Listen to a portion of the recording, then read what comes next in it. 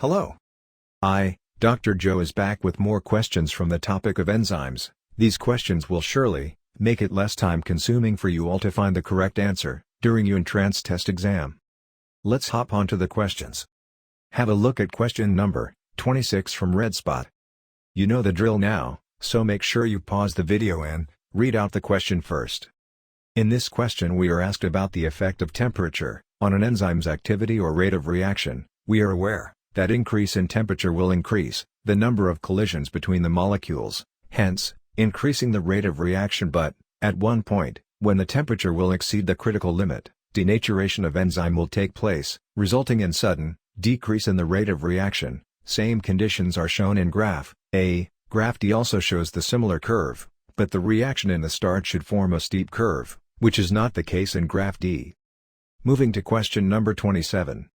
In this question we are asked about changes in the reaction after it is catalyzed by an enzyme. We are aware that there will be significant reduction in activation energy, which takes us to two options, C and D, but in graph D, there is also a change in end product energy, which is not done by enzyme. Now we are left with only one option, that is option C.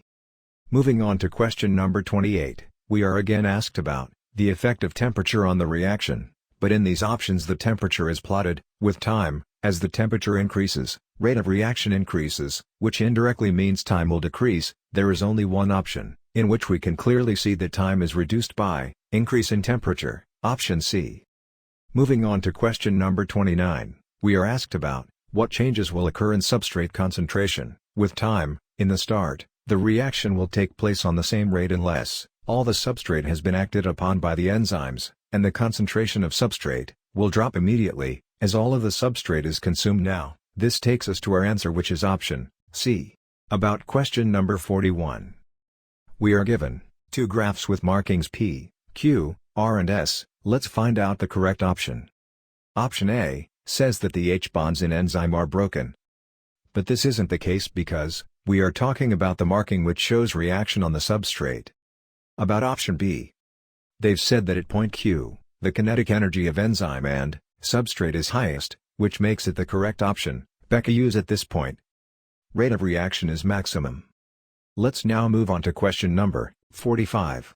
In this question they've given us a condition where they've decreased temperature by 5 degrees. What will now happen to rate of reaction? We know that there will be decrease in kinetic energy and decrease in the rate of reaction, which means less amount of product will be formed in the same time. Option C shows us this exact condition, so the correct answer is option C.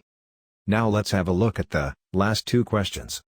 Question number 55.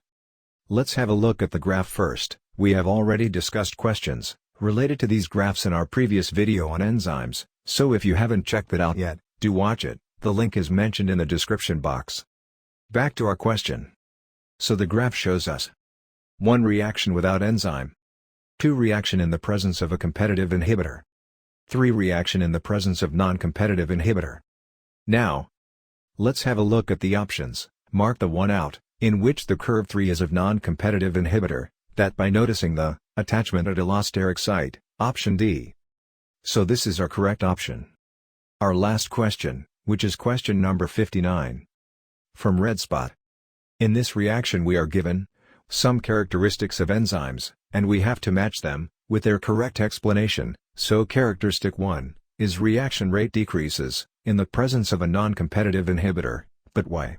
Because it alters the active site, resulting in less number of available active sites, so characteristic 1 should be in the first column. This helps us remove the other two options, which are option B and D. Now let's have a look at characteristic 2, which says reaction rate is reduced at extreme pH. This is because the hydrogen bonding of enzyme is disrupted, so option 2 should be in the last column, which takes us to our correct option, C. This is all from Dr. Joe's side about enzymes. This is Dr. Joe signing off. Don't forget to subscribe and hit the notification bell. So in question number 1, we are asked about the effect of pH on a typical enzyme's reaction velocity.